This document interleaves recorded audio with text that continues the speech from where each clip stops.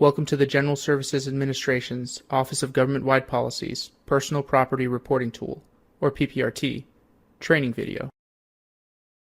In this video, we will be covering what is PPRT, how to sign in and reset your password, general navigation, roles and hierarchy, data entry and reporting periods, bulk upload, data approval and confirmation process, reports, dashboards, user search, training and documents, and how to contact us. This training video, along with the PPRT user guide, will assist PPRT users to successfully access and upload data into the PPRT database. The GSA Personal Property Reporting Tool, or PPRT, is the data collection platform used to collect several agency reports on certain transactions involving federal personal property. These reports are required by law or regulation. The PPRT facilitates the collection and reporting of these specific agency reports. PPRT Non-Federal Recipient Data, or NFRD, is an annual report that captures transactions where federal property is provided to a non-federal recipient. For example, through an EO 12999, Computers for Learning Transfer, donations, or sales. The PPRT Exchange Sales Data, or ESD, is an annual report that summarizes transactions conducted under the Exchange Sales Authority under FMR 102-39. And lastly, the Electronic Federal Asset Sales, or EFAS, application is a specialized quarterly report that collects quarterly personal property sales information from each sales center and is only used by a small number of agencies and users. For the NFRD and ESD, the reporting period is auto-created on October 1st of each year and closes 90 days after the end of the reporting period. For example, October 1st through September 30th closes on December 30th. After December 30th, the reporting period is locked and cannot be edited or have any property data submitted against it. For EFAS, the reporting period is auto-created on the 1st of each fiscal quarter, October 1st, January 1st, April 1st, and July 1st, and closes 1 month after the quarter closes.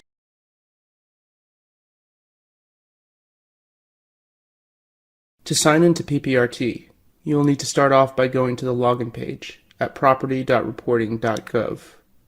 We recommend bookmarking this page for future access. If you do not have an account, you may request one by contacting the help desk. To do so, click the help desk link at the bottom of the page, then complete the form with the relevant information. Required fields are noted with a red asterisk. The form will be sent to the PPRT help desk to further assist you. Once on the login page, you are given two options under General User Login, with an additional option below for GSA Single Sign-On, but that is for GSA staff only.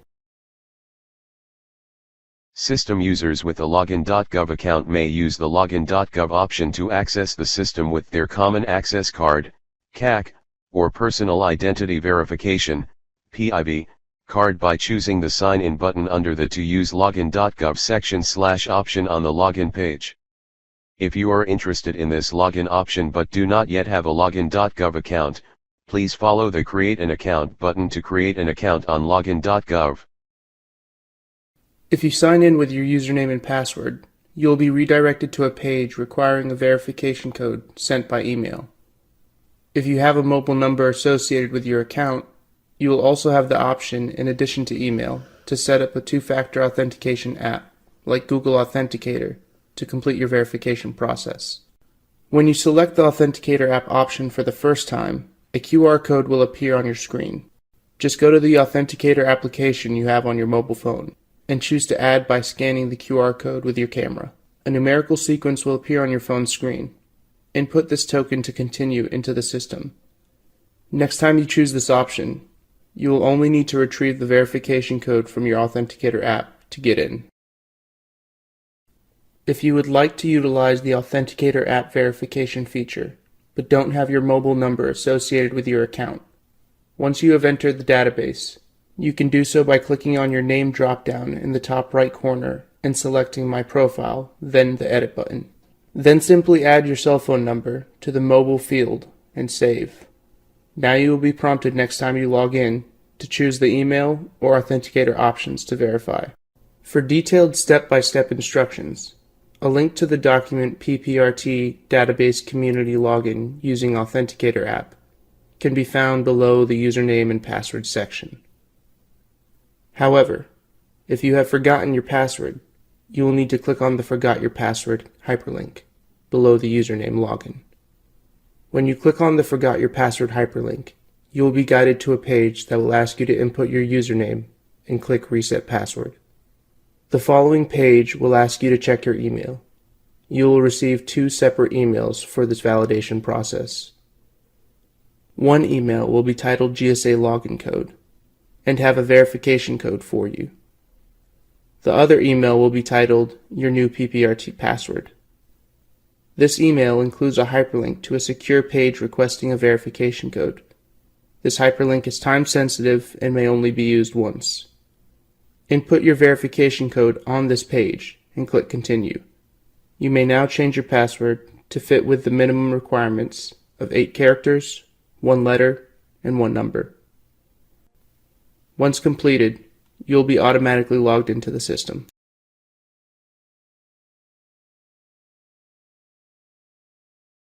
You should now be in the database and greeted by the homepage, which features a global search at the top right that allows you to enter terms on which to search all records. Under the menu, in the center of the page, you will see a section called User Access, which will display the level of access you currently have. Below that, you will find a brief introduction to PPRT. At the center bottom of the page, you will find a help desk link. This link will be available to you on every page and will allow you to easily get in touch with the PPRT help desk by completing a form no matter where you are on the site. On the data entry page, you will be able to select the PPRT record type and fiscal year that you wish to view for the agency and organization status record. On the bulk upload page, designated users will upload their PPRT ESD data and PPRT NFRD data using one of the 2 template types provided. The Reports page provides the ability to build, read, and share reports based on your data. The Reporting Status page provides a graphical dashboard of the overall PPRT reporting status. The PPRT dashboard contains a graphical representation of the PPRT dataset. The PPRT user search helps you find current users for your agency or bureau in the database. Users have the ability to filter by agency, application, permission set or role, first name and last name, and whether they are active or inactive. The Training and Documents page gives you easy access to this training video and the PPRT user guide. The Contact Us page provides you with a convenient form to get in touch with the PPRT help desk.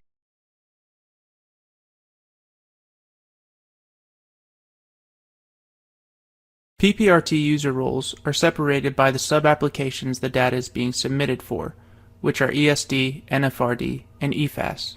The access within those record types is broken down further by read-only users, data entry users, and data approvers. Read-only users can look at the data being entered, but will not be able to create or edit any data. Data entry users are responsible for inputting their organization's property data and completing their organization's data status. Data approvers are responsible for reviewing the property data entered by the data entry users, then approving and confirming the agency data status.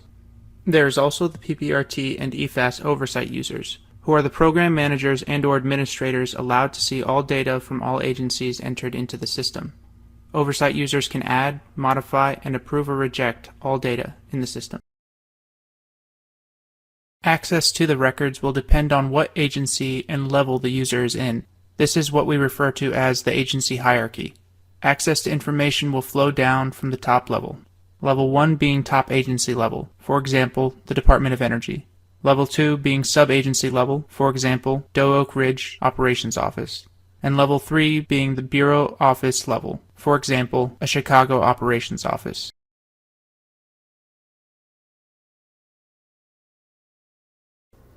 If you would like to enter your data manually, from the Data Entry tab, you will see radio buttons for the application record types that you have access to, as well as a drop-down field for fiscal year. Select the appropriate values for each before you move forward.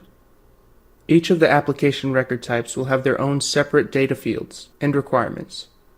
but the data entry process itself for ESD, NFRD, and EFAS are exactly the same. After you've selected those values, the system will filter your available agency data to where you will submit.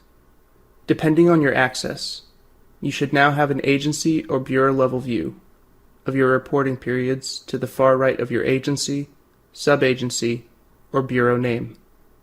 As a data entry user, you will see two icons that represent two different parts of the data entry process. The rightmost icon that looks like a form being filled out will be where you will click to manually enter data directly from the data entry page. The icon to its left, either a dollar mark for ESD and EFAS, or a people icon in NFRD, is the organization level reporting period, where the data you enter is stored, accessed, and marked complete. And for ESD and NFRD, this is also the reporting period number you will use during your bulk uploads to confirm where your data is to be uploaded.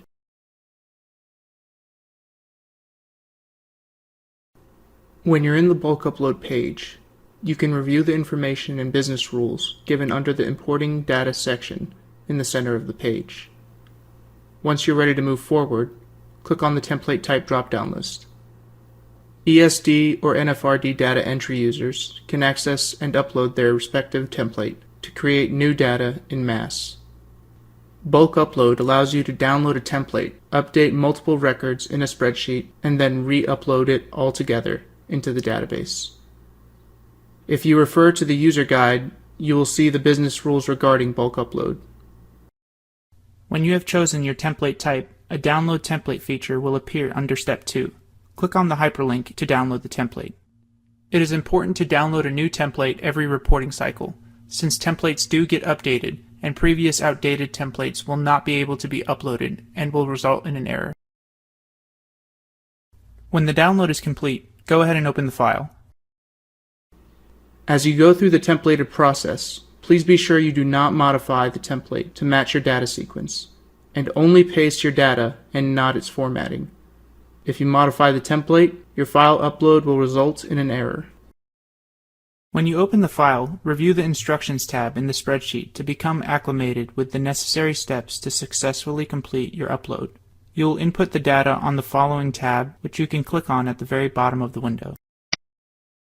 There will also be reference tabs for you to verify what your options are for fields with specific values.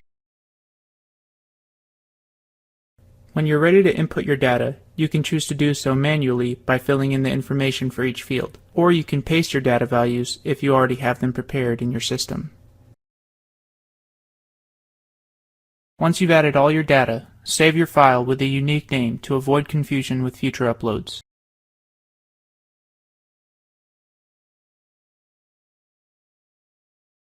When your file is ready to be uploaded, go back to the bulk upload page, choose the template type you did as before, and now select the Choose File button under Step 2. In the pop-up window, select the file you have created using the template, and click Open. You can now complete the process by clicking the Import Data button. Once you complete your upload, you will be notified via email if your upload is successful or unsuccessful. If unsuccessful in your upload, an error.csv file will be presented under the Past Submission Errors section at the bottom right of the page. Click on the hyperlink to download and view your error file. The Past Submission Status area will also display uploads that have been successful. If your upload is successful, the status will be marked as complete. If the error CSV column says Excel file incompatible, it means that there is an issue with the file preventing the system from importing it. To correct this issue, download a fresh template and insert data values only into the file. In the error.csv spreadsheet, you will be able to see what data was invalid, and the very last column will tell you exactly why it was not successful, so you can go correct your data file and repeat the upload process again until you are successful.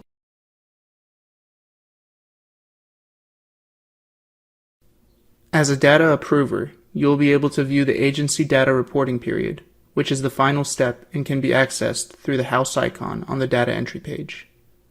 The data approver will be able to quickly recognize what the organization reporting period's data statuses are by the green icon signaling data entry is finished, and the gray icon signaling that it is incomplete. All organization reporting period level icons must be finished before you can move forward to confirming and approving the data. After you have confirmed all your agency's data, you will need to click on the house icon to edit the agency level reporting period's agency data status to reflect the data being complete or no data to report. Once the record is saved, the organization level reporting periods will be locked and cannot be edited unless the approver marks the agency data status as incomplete again. The house icon will now be green to signify the completion of the agency's data for that record type.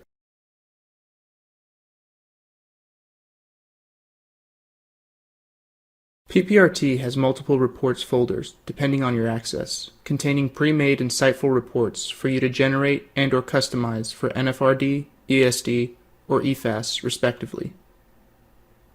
The data inside the reports will be relative to your level of access.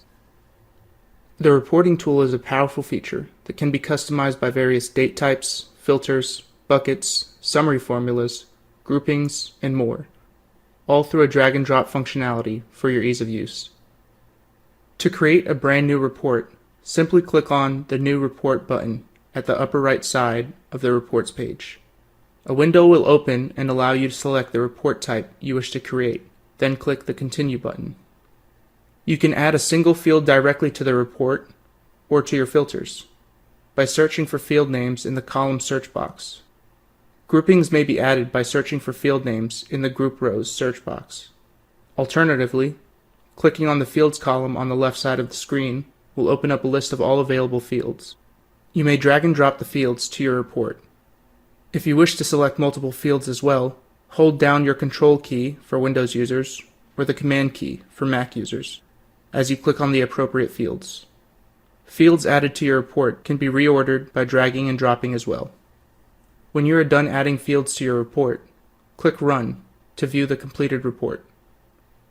Alternatively, you can click Save to save your work, or Save and Run to save your work and then run the report. By default, reports do not update automatically. However, by toggling the button next to the Update Preview Automatically, you may enable this feature. Otherwise, click Refresh to preview any changes made to your report before running it. There are two ways to export report details: Export Formatted Report and Export Details.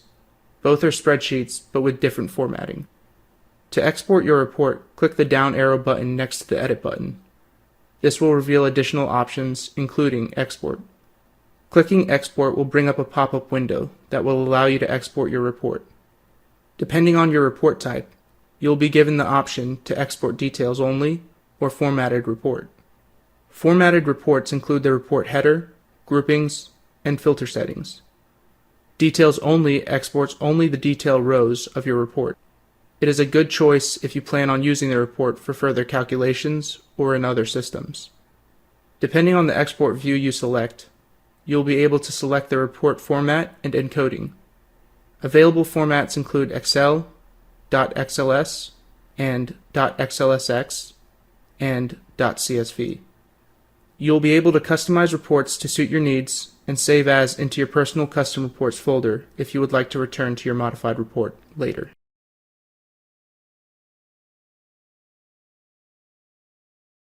The reporting status page enables users to view graphical representations of the PPRT reporting status.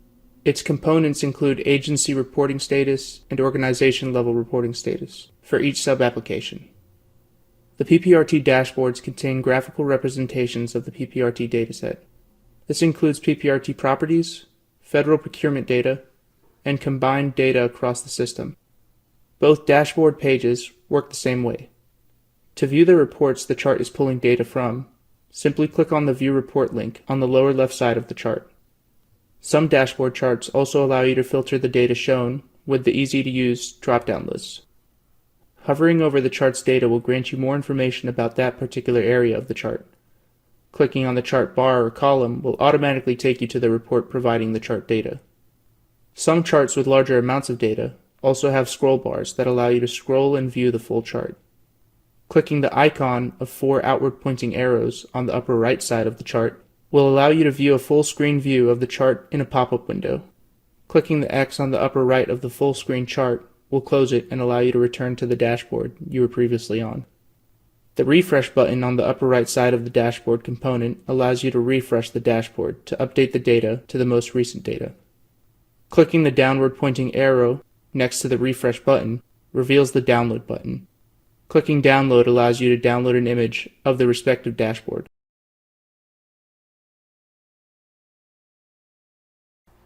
The PPRT user search allows you to search PPRT users in your agency.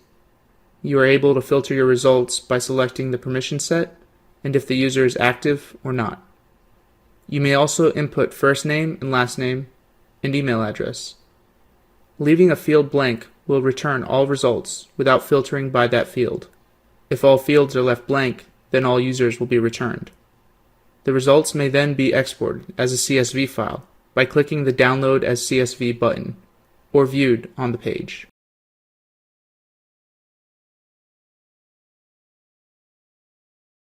The Training and Documents page is your one-stop shop to review available training documents for PPRT.